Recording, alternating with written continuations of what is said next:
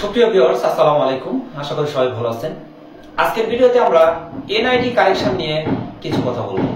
আসলে এনআইডি কারেকশনের পূর্বে আমাদের যে বিষয়গুলো অত্যন্ত গুরুত্বের সঙ্গে ভাবা প্রয়োজন বা খুব গুরুত্ব দিয়ে যে বিষয়গুলো আমাদের ভাবা প্রয়োজন, সেই বিষয় সম্পর্কে আজকে আমার অভিজ্ঞতা থেকে কিছু বিষয় আপনাদের সাথে শেয়ার করছি।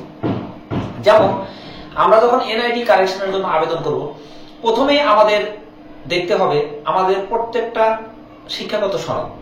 শিক্ষাগত সনদের সঙ্গে আমাদের এনআইডির নাম, বাবার নাম, মায়ের নাম ঠিক আছে কিনা। এখন এই শিক্ষাগত সনদপত্রের পরেই আমাদের অবস্থান হলো দেখতে হবে আমাদের পরিবারের অন্যান্য যে ব্যক্তিবর্গ আছে তাদের বিষয়। যেমন ধরি আমরা জমি জমার বিষয়ে, জমির যে পর্চা বা খতিয়ান, দলিল, এই সমস্ত আনুষঙ্গিক বিষয়ে যে কোথায় কি নাম আছে আর আমি পরিবর্তন করে কি নাম দিতে চাচ্ছি, সেই অনুপাতে আমাদের পরিবর্তন করতে হবে।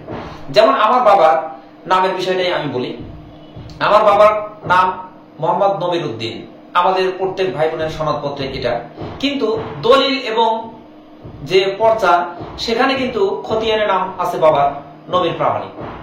এখন এই যে প্রামাণিক আর উদ্দিন, এটার জন্যই গত ৩-৪ মাস আগে একটা জমি রেজিস্ট্রি করতে গিয়ে আমরা সেখানে ব্যর্থ হই এবং সেখানে আমার বাবার এই জমি নামের হেরফেরের কারণে যেটা হয় না, চেয়ারম্যানের প্রত্যয়নপত্র নেই, তারপরেও সেটা সম্ভব হয়নি।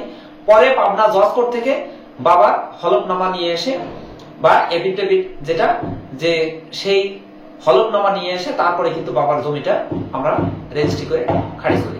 এখন এই যে বিষয়টা আবার এরকম আছে যে বাবার ৩-৪টা ছেলে মেয়ে, এখন এই প্রত্যেকটা ছেলে মেয়ের শিক্ষাগত সনদ হয়ে গিয়েছে।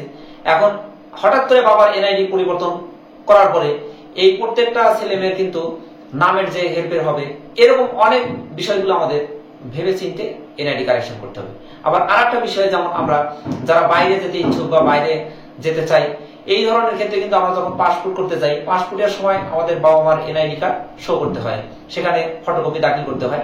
এখন এই যে বাবার নাম হঠাৎ করে চেঞ্জ করলাম বা নিজের নাম চেঞ্জ করলাম, ফলে অন্যান্য যে বিষয়গুলো আছে সেখানে কি প্রভাব পড়তে পারে, এই সমস্ত বিষয়গুলো ভেবে চিন্তে আমাদের এই এনআইডি কারেকশনের আবেদন করা প্রয়োজন। কারণ বারবার কিন্তু একই তথ্য সংশোধন করা সম্ভব নয়।